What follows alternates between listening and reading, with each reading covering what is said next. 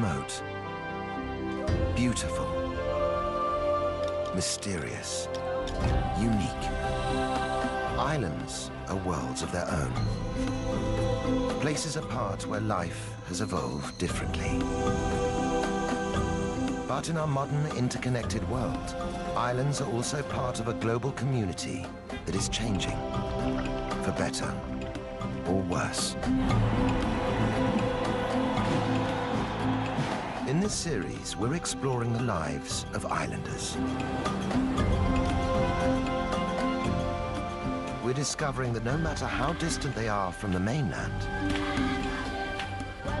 how distinctive their histories, or how proud they are of their independence, islands can't separate their futures from the fate of humanity as a whole.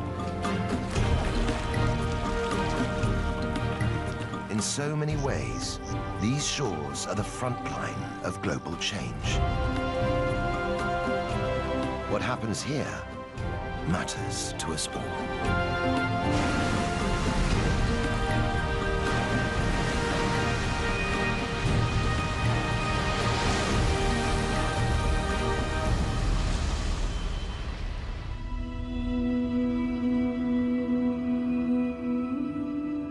Just south of the equator, off the East African coast, is the archipelago of Zanzibar. It's a group of coral atolls and small islands, dominated by two large ones, Unguja and Pemba.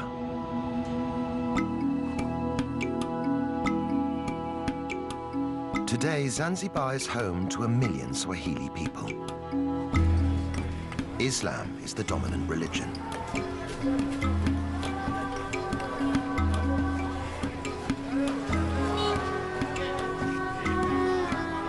But over the centuries, these islands have known many cultures and customs.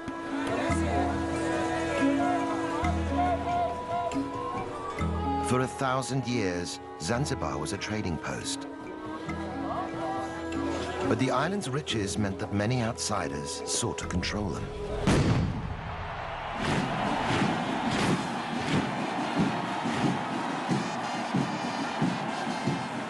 For hundreds of years, Zanzibaris have had to march to the beat of someone else's drum. Each new occupying force left its mark on the islands and their people. By the 1960s, ethnic tensions erupted in violence and death.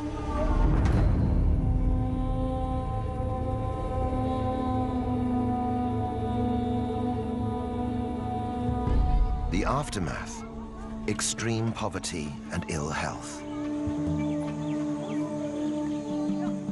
For some, a rise in tourism seems to promise a way back to wealth. In reality, most of the tourist dollars stay within the gates of luxury, all-inclusive enclaves.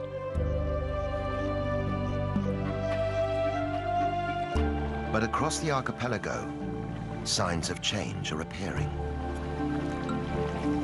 From the wreckage of their past, people are building hope for the future. For women, it means living and working more freely without breaking the bonds of their society. For men, it means finding a balance between tradition and reform. These are islanders looking to emerge from the shadows of their past. For the first time in centuries, they're in charge of their own destiny. After all their troubled history, could this be Zanzibar's moment?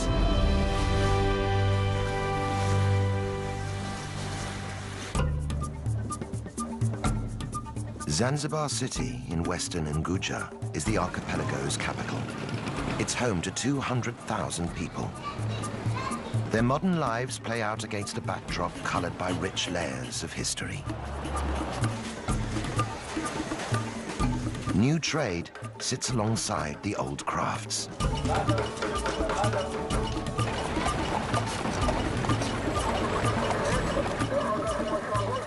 stone town is the city's historical core. Once it was the vibrant capital of an Arab trading empire, but today only traces of its wealth remain. On the outskirts is Michinzani, the new town. Its sprawling settlements clearly mark the divide between ancient and modern.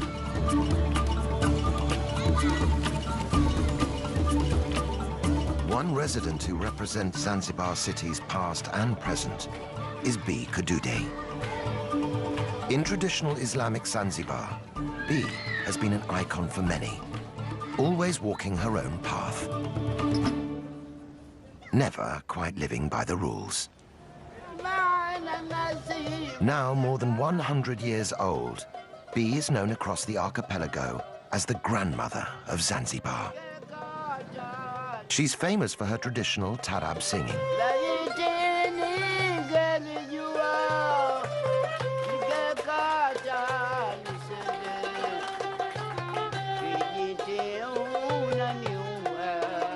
Despite her age, B still performs regularly. The fusion of Arabic rhythms and Swahili poetry is a reminder of Zanzibar's exotic history.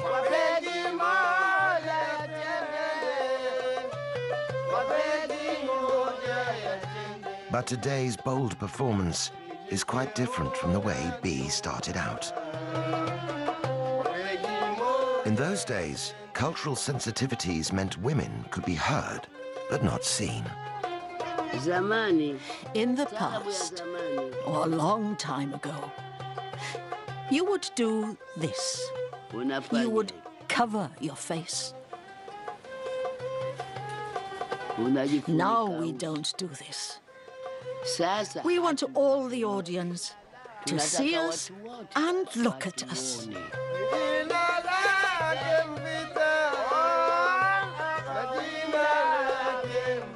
Those early concerts were much more than just entertainment. The songs were a means of social commentary. In the song Kijiti, B sings of a miscarriage of justice and the murder of a pregnant woman.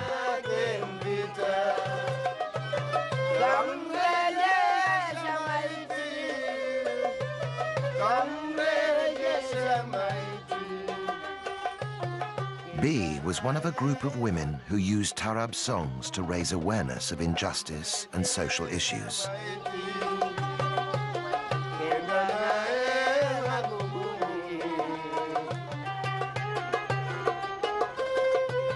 A century after Kijiti was written, women in Zanzibar still don't have the same rights as men. They're expected to obey their husbands and fathers. In public, they're supposed to cover up and behave discreetly. But on special occasions and behind closed doors, everything changes. Led by B, the group are preparing for an intense, women-only rite of passage.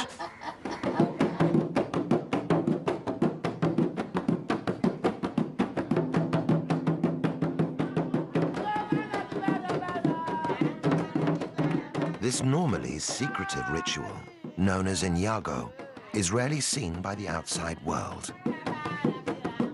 For the young girl at its center, this initiation into womanhood is a vital preparation for married life.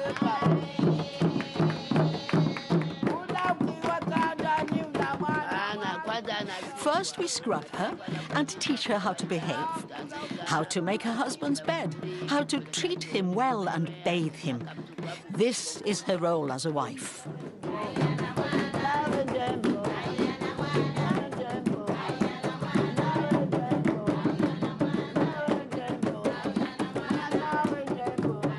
The women use the rhythm of B's drum to teach the bride how to pleasure her husband.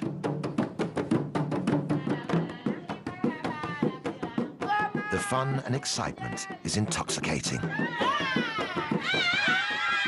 But Inyago also has a serious side. Girls are taught how to handle difficult husbands, how to stand firm through the trials of married life.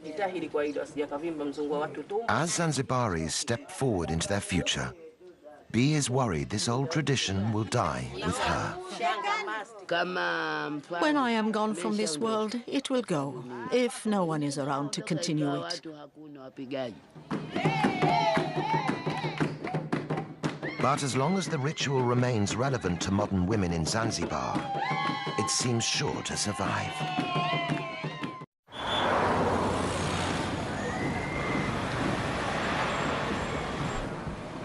Today is January the 12th.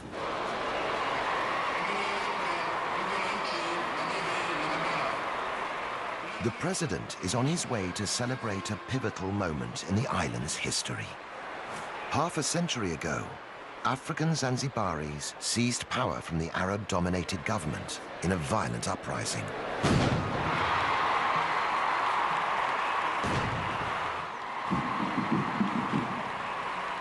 For thousands of spectators, this is a chance to see their armed forces in full display.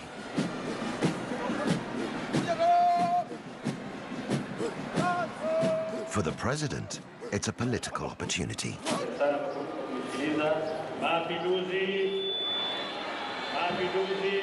But the route to these Revolution Day festivities began over 300 years ago.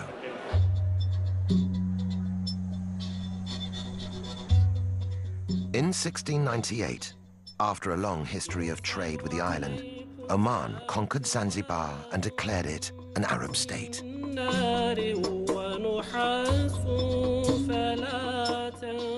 Under Omani rule, the archipelago grew into a powerful commercial hub.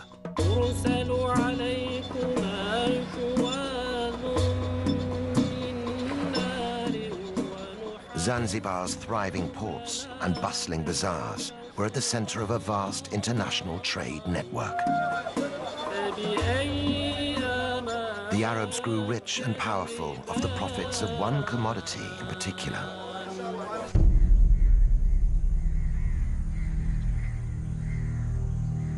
Slaves.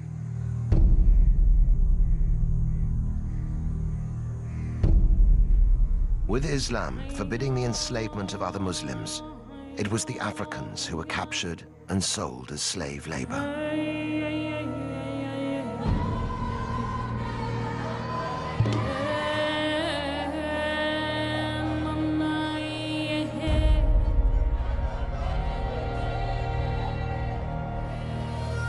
Kept for long days in hot, cramped holding cells, many died before ever reaching their destination. Around the world, the clamor for abolition grew, but the island slave trade continued to flourish throughout the 1800s. At its height, 15,000 slaves a year were imported into Zanzibar.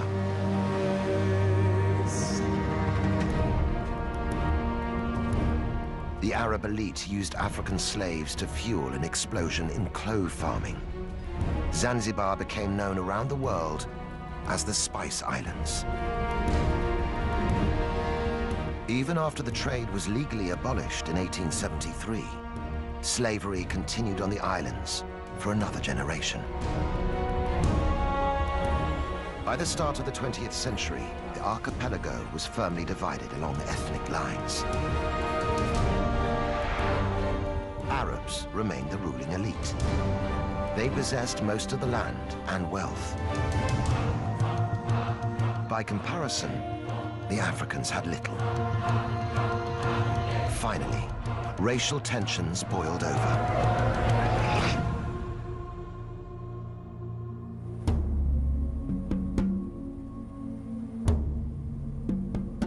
On the 12th of January 1964, the African population turned against the Arabs in the government.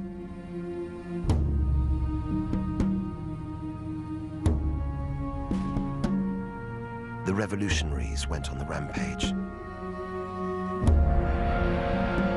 In a single day, 17,000 Arabs and other ethnic minorities were murdered.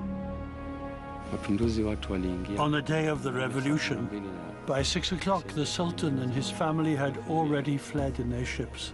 So many were murdered, just out of anger and hatred. It was a genocide that went largely unreported around the world.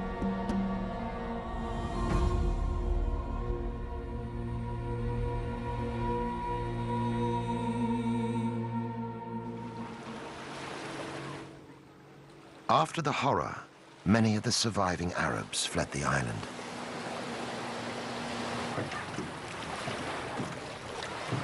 Those who stayed, like Abdallah Nasser Abdallah, had their property confiscated and lived in daily fear. Even today, talking about the revolution brings back difficult memories. My father was detained, and he wasn't the only one. They used to come and detain people and beat them for no reason. People fled because of this.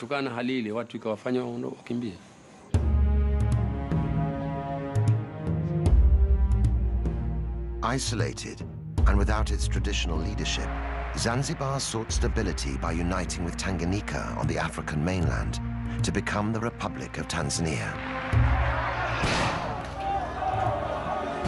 But the political quick fix didn't end the violence, which continued for nearly 50 years. Finally, in 2010, the two main parties agreed to put an end to the fighting. They formed a coalition government, and months later, the islands experienced their first peaceful elections. For many, the political change marks the start of a new chapter in Zanzibar's future. But on the archipelago's second largest island of Pemba, the landscape itself is a reminder of how difficult it is simply to wipe the slate clean.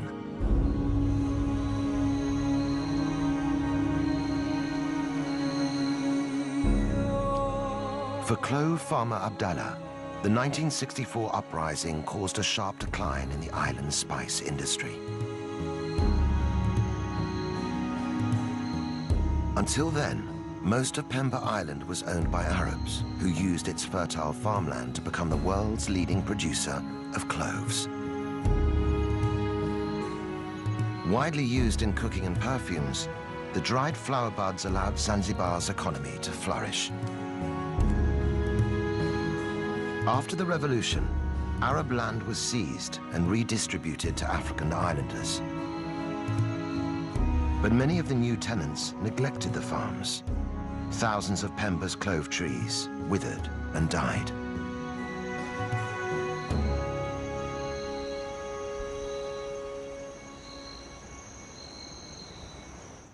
With new trees taking 8 years to produce cloves, the loss proved costly. In the months after the revolution, clove production in Zanzibar dropped by 95%.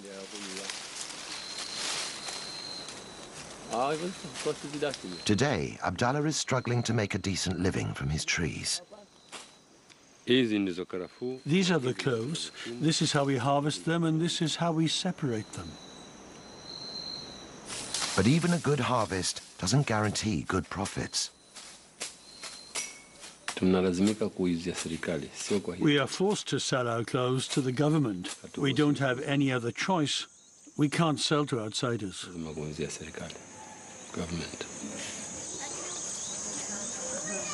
Although yields are just a fraction of what they once were, 10,000 tons of cloves are still produced every year on Pemba. The problem is that the price is so low, it doesn't meet our needs.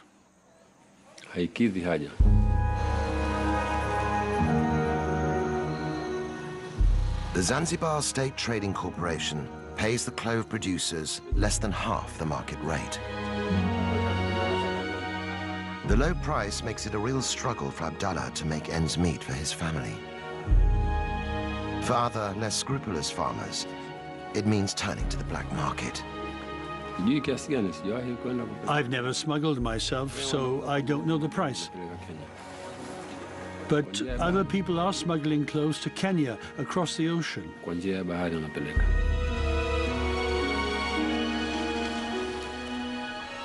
Farmers can get up to 3 times the price for their cloves in Kenya. But the cost of smuggling can be extremely high. Sometimes they get caught. They lose their cloves, their dhow, everything they own, and then they're sent to jail.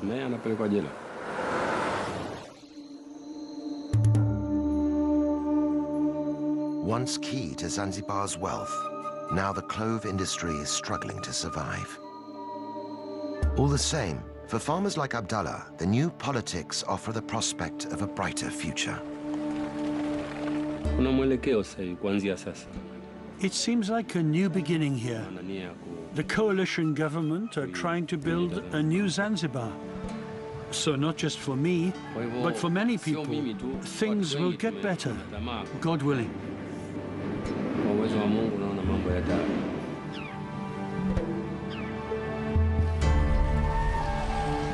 Right across the archipelago, there are islanders desperately hoping for change.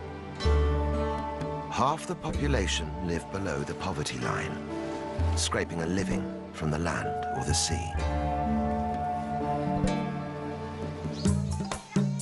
Average income is less than $1 per day, and the cycle of poverty is hard to break. But there is one part of Zanzibar's economy that is booming: tourism. Beach holidays and historical city tours bring visitors here every year.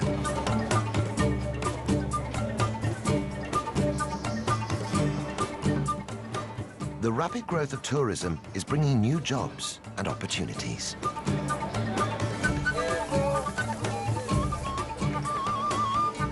At Forodani Night Market in central Stone Town, stall holders are getting ready to vie for business. As the sun goes down, the air is filled with the tempting aromas of skewered fish and fresh kebabs. Tourists and locals mingle to enjoy the taste of Zanzibar. Despite its benefits, tourism is not the answer to island-wide poverty. Many visitors are package holidaymakers who never leave the beachfront.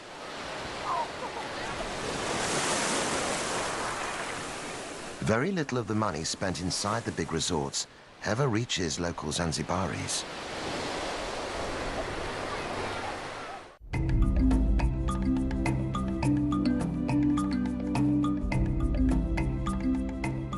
But inland, away from the all-inclusive hotels, there is one man who's trying to draw some of those tourist dollars into the local economy.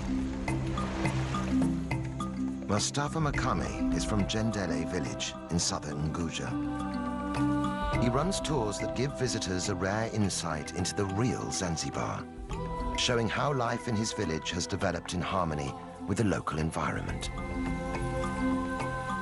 Hidden in the dense undergrowth of the Ufufuma forest are a series of caves used for sacred rituals.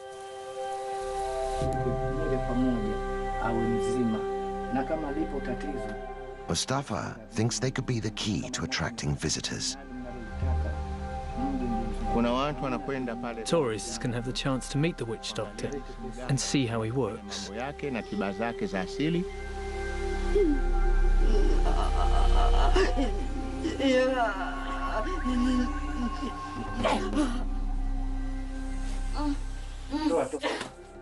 Generations of distressed Jendele villagers have come here seeking help. This cave is used for people to be healed by a witch doctor. They come here when they're sick to ask for help from their ancestral spirits. Left behind at many of the caves are small adornments and gifts, offerings to appease the demanding Shaitani.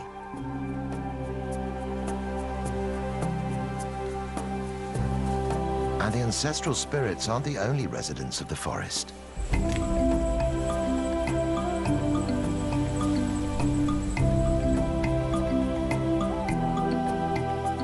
Visitors to Ufufuma can also see one of Africa's rarest inhabitants. Turk's red colobus monkeys are an endangered species, only to be found here in Zanzibar. The monkeys share the treetops with African golden weaver birds. Home to exotic wildlife and unique human traditions, Ufafuma could be a huge draw for tourists who are looking for more than just sun and sand.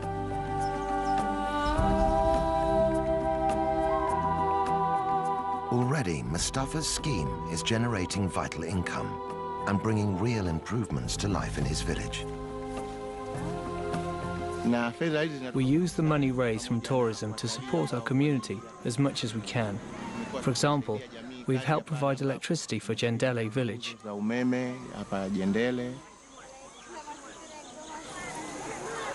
Money has also been used to supply the village school with books and pencils. These free provisions can make all the difference as local families weigh up the benefits of education for their children.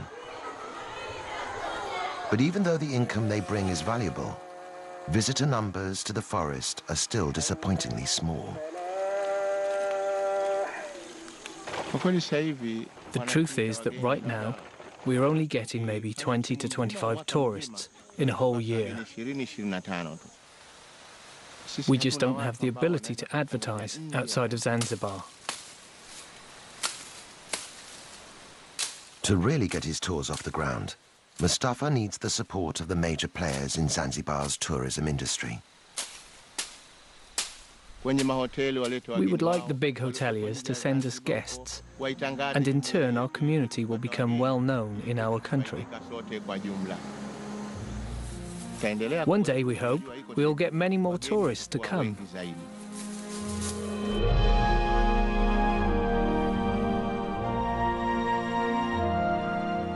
But there are parts of the archipelago where outsiders are not welcome. Just 2 kilometers off the coast of Unguja is an island which has turned its face away from the world.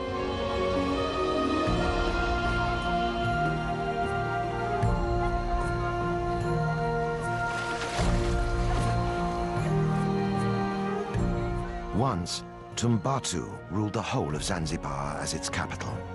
Now, islanders here choose to keep themselves apart.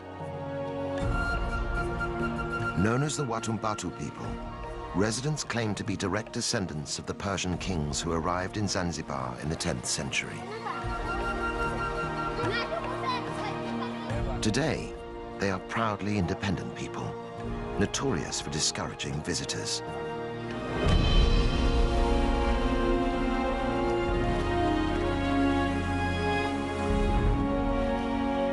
For Suleiman Mohammed Haji, being a native of Tumbatu defines his way of life.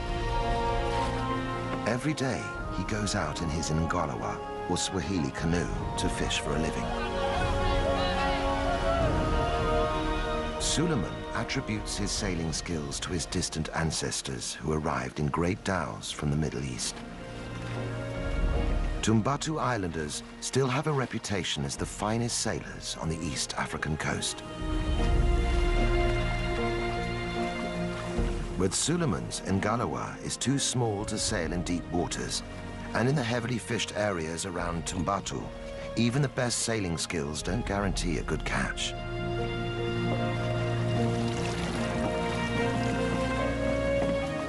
Sometimes Suleiman goes home empty-handed. It's the sea that keeps my life going. If I don't catch anything, I have no other means. I don't have any other way to make a living. With a large family to support, Suleiman is under daily pressure to provide. I have 3 wives. These days, my first and eldest wife helps on the farmland. My second and third wives are doing the housework. They also look after the young children. And Suleiman's situation isn't unusual. Jongoe is one of the island's 2 villages and home to 4,000 people. Islanders live from hand to mouth. There's no paid employment. Life is tough, but villagers are united by a deep pride in their culture and history. At the heart of their island legacy is faith.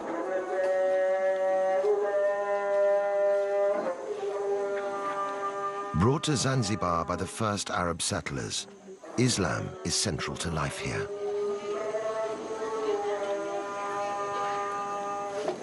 Watumbatu people are devout Muslims. Following Islamic practice, they purify themselves before praying 5 times a day.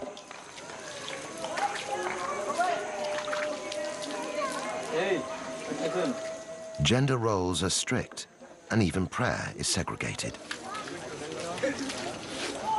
While men attend the mosque, women must worship in private.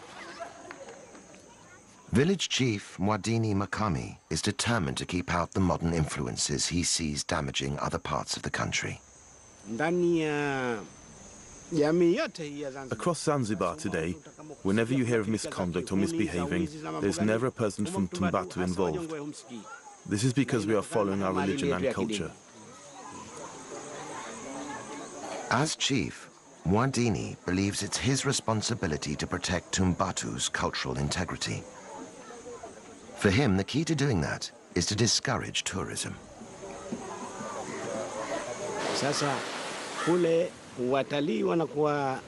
The tourists go swimming in the sea, and then they lie on the beach with just their swimming costumes on.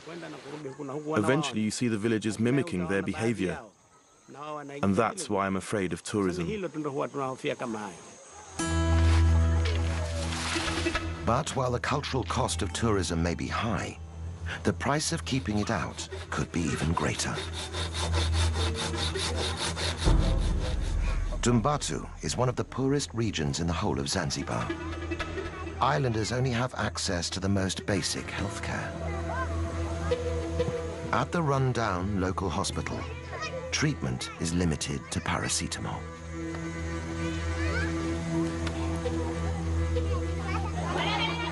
The isolation of Tumbatu is both its strength and its weakness. Soon, islanders will have to decide if the cost of maintaining it is simply too high.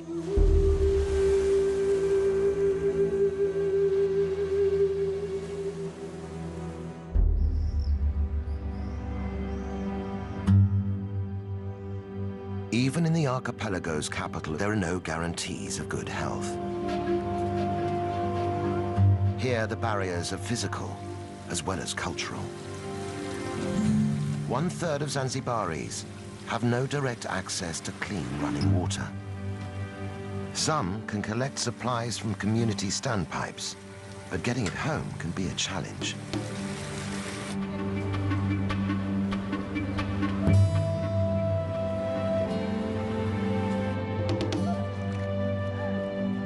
Poor sanitation is another major problem. Waste removal is difficult, with less than 20% of Zanzibar connected to the sewage system. Without basic services, infectious diseases like cholera are a constant threat. The result? Life expectancy in Zanzibar is one of the lowest in the world. Just 48 years. Children are particularly vulnerable. 1 child in 6 will die before they reach their 7th birthday.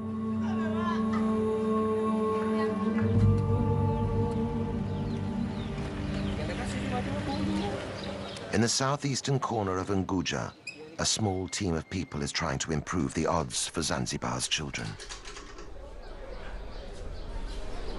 Makunduchi is one of only 3 hospitals on the whole island. But it boasts a brand new clinic for mothers and babies, and already it's saving lives. For hospital manager Zainab Othman, the challenges in providing better healthcare are daunting. The government's trying to build new hospital facilities all over Zanzibar, but the problem is the lack of skilled staff.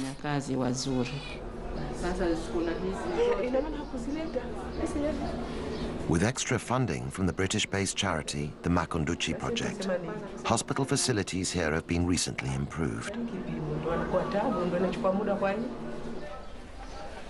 But Zainab still only has 34 beds and 2 junior doctors to treat a population of 60,000 people. Even with such limited resources, the team are working miracles. After the birth, this woman had a postpartum hemorrhage, which meant she had to have a blood transfusion. It helped save her life. It would have been another story without it.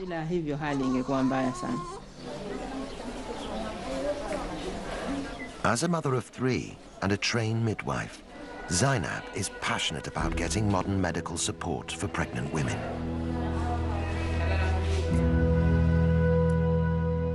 But convincing local women to use the hospital facilities isn't straightforward. For most pregnant mothers, the first point of contact is their village's traditional birth attendant.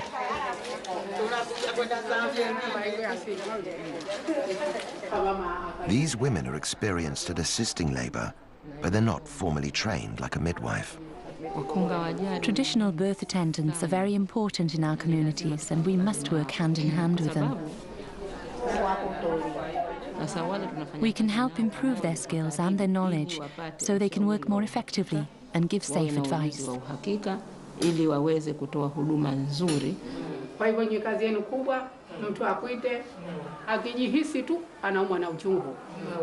Getting these birth attendants on board is helping to persuade more mothers to have their babies in hospital.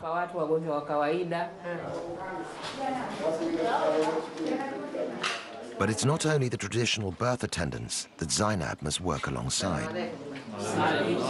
To win over the whole community, she must also get on board the shehas, the village leaders. As a woman working in a man's world, the task isn't easy. In Zanzibar, a woman's place has traditionally been in the home. Few ever reach senior positions in the workplace. This can make my work pretty difficult sometimes. People ask, why is a woman in a management position?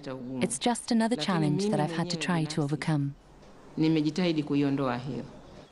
Zainab is a pioneer for women in Zanzibar. Her hard work and persistence has won respect and is helping to challenge the old stereotypes.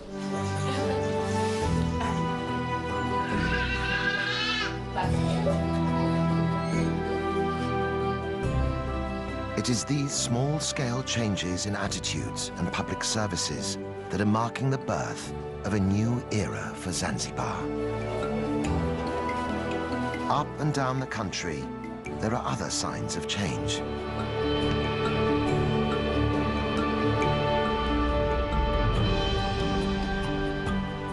Just a generation ago, a female football team would have been unthinkable. Now, the Women's Fighters Football Club have won the right to play on their own terms. When they tackle men's teams, there's a feeling that there's more than just the game at stake. They are part of a new generation, fighting for a better deal for women in Zanzibar. And the revolution isn't limited to sport.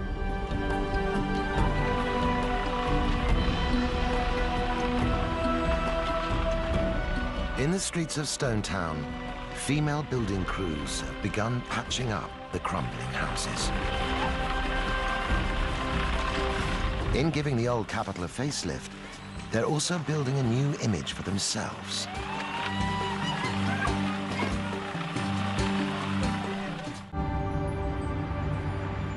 In the seaside village of Kidoti, in northern Unguja, women don't work just to prove a point. They have to work just to survive. I have 8 children. Their father died, and they have only me left. Fatuma Mashenga is one of a growing number of islanders who work the beach farming seaweed. We're a group of women who all farm together. It's hard work. Sometimes when we go to harvest the seaweed, the ocean steals it. This makes it even harder on us.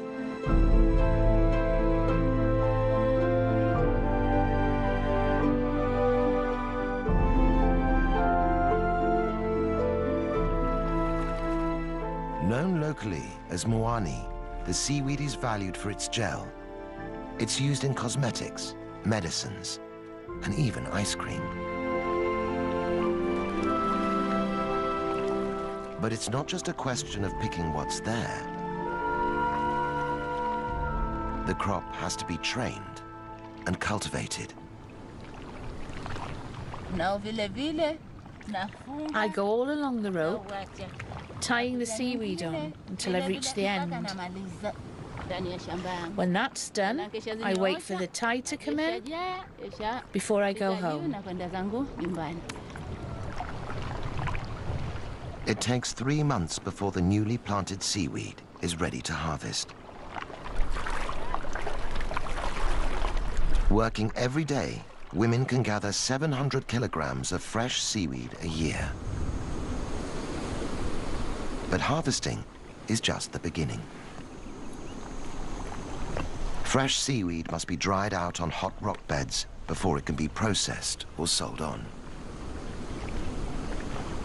In the fierce sun, it's back-breaking work. But for the women who farm it, seaweed has become a lifeline.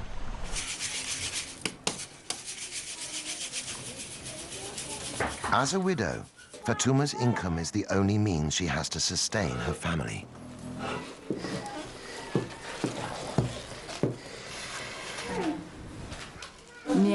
I get less than half a US dollar per day, but if I don't work, I get nothing. The money I get is helping me so much. It helps my children go to school and to buy school books. For Fatuma, education is the way to build her family a better future. It's a sign of the changing times in Zanzibar that Fatuma sends her sons to school, and her daughters too. I didn't get an education, but I really want my children to attend school. I send them there and make sure they go, so that they don't end up with the same problems I have.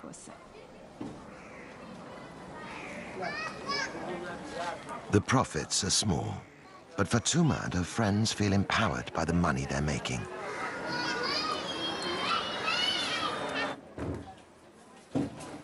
They formed their own small cooperative, branching out into making oils and soaps, high-priced goods which can generate a real living wage.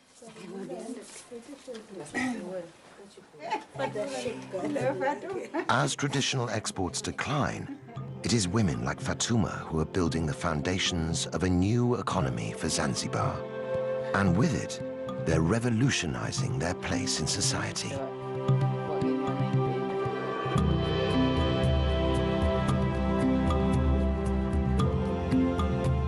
Across the archipelago, individual endeavors are combining to transform the life of the nation. They're pushing Zanzibar into a new phase of development, socially and politically. Life here has always been vibrant and colorful. The rituals and traditions of island life have lost none of their power.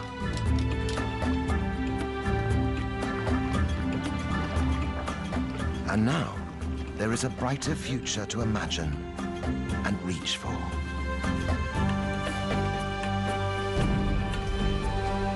The world is watching as the Spice Islanders begin to chart a new course for themselves. After all the storms they've lived through, Zanzibaris can feel fresh wind in their sails.